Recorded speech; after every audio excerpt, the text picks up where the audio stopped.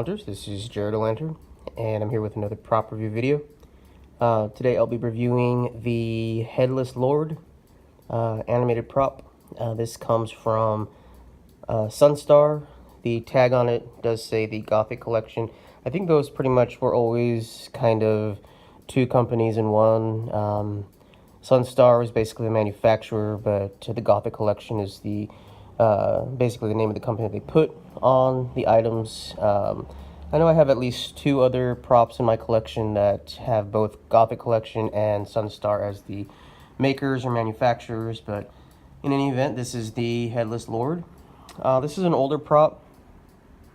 I cannot tell from the box or from any of the markings of exactly how old this prop is, but I would say it's at least 5-6 years old, maybe even older. I've actually, if you remember from my haul video, I actually picked this up from a local pop-up Halloween store, and I mentioned this in the video, but in case you didn't watch it, I have purchased stuff from this particular store previous years, and items never worked. I got the lunging vampire, I got other small items, not necessarily life-size, but smaller items, and anything that was battery operated or electronic simply did not work. So before I left the store, I did have them tested for me, and it worked.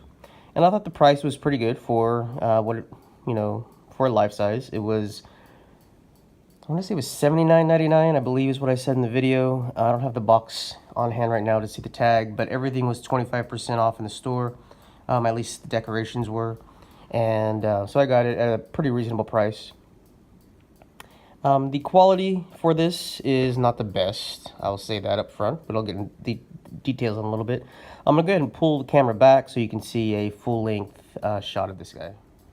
So as you can see, he's kind of just one of those basic, what I like to call the Christmas tree stand type of props, with the 4 legs and the base, and then you have like the telescoping poles that are connected to each other. And it's, pretty much like all the life-size props that you buy, the ones that you see mostly like on Oriental Trading or Grandin Road. But this one it has animation feature to it, a little bit of animation, but still animation nonetheless. So he's, he has no head, but from the top of his neck, he's about, I'd say about 5.5 feet tall.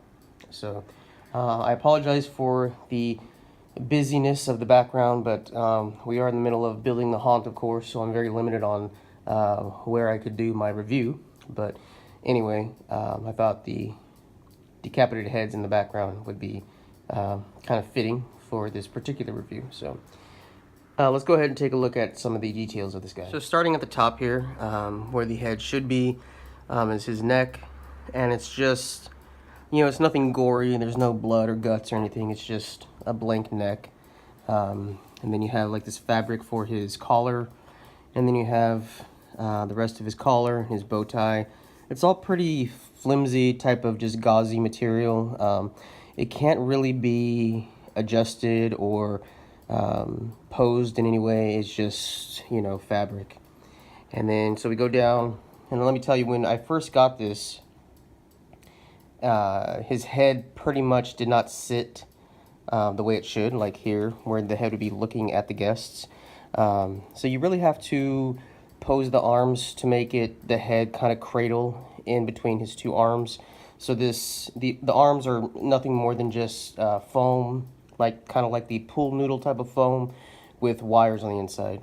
So with a little bit of adjustment, I made the arms into like a U shape. And then, so like I said, it kind of holds his own head and his arms the way it should be. So that's pretty much the only part of the prop that's posable. The hat is kind of just cheap kind of felt material that you have to kind of punch out from the outside to make it look like it's not just a dented hat, to give it like the top hat look. His hair is very similar to other of these very similar props, and what I noticed was this was actually very similar to the standing ghost girl, which I actually have right over here. So like his structure is very similar to that. Also in the face and in the paint job. I really do like the quality of the paint job of the face. The eyes do light up, and I'll get into a little bit after I do the animation why I don't like it. But so that's, you know, light up eyes is not, I've said it many times before, I don't really like it on props, but I will deal with it.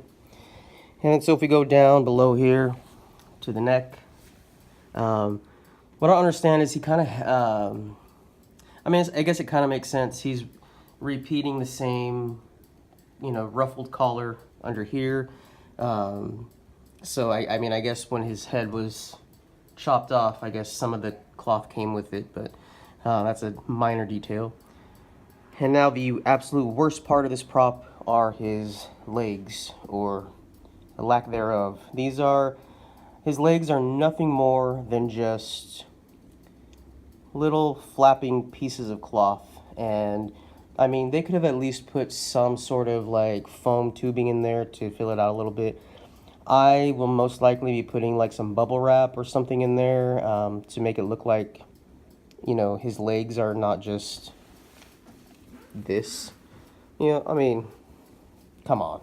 That's horrible. So I want to kind of redo that. I might even put like some shoes at the bottom of his feet, or his bottom of his legs, I should say, to make it look like he's like actually standing.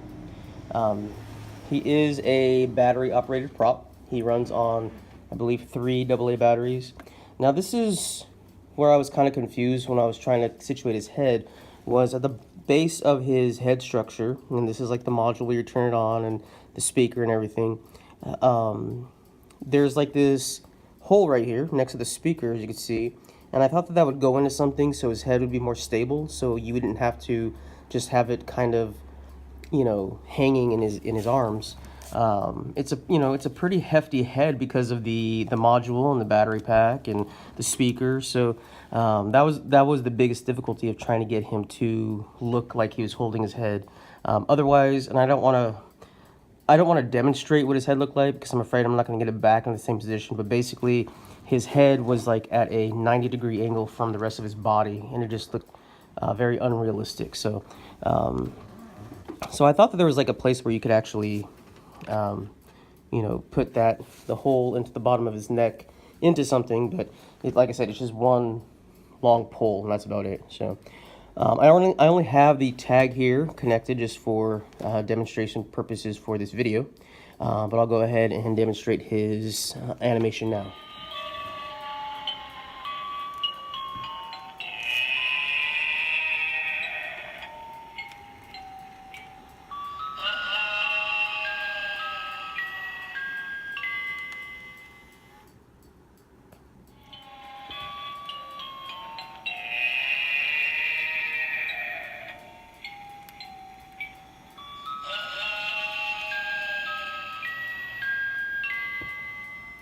So as you can see, the animation is just pretty basic. His head just turns side to side, and then he has the creepy noises. I'm sure we've heard that soundtrack before in other props.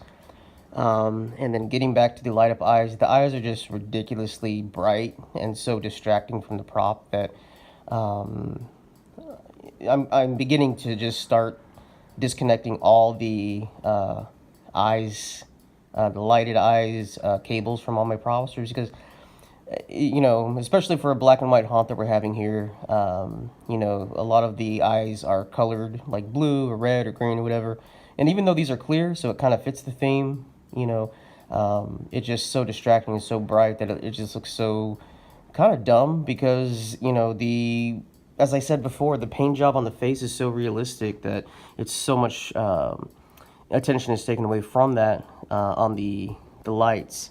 And as you can see, I'm coming really close here, if I can focus, but the bulbs for the eyes are totally mismatched from the pupils themselves, which I know is not a huge concern in a haunt, but for me, it's just like, why couldn't you just line up the the eyeball bulbs better? But anyway, You know, this is a prop that I have seen before. I really liked it. It, of course, fits with our black and white haunt. No paint job necessary to, you know, make it fit our theme. So that's nice. But I could not even recommend this prop. The paint job on the face really can't even save this one. So even though I will be using in the haunt, I will unfortunately be saying this prop is a thumbs down for me.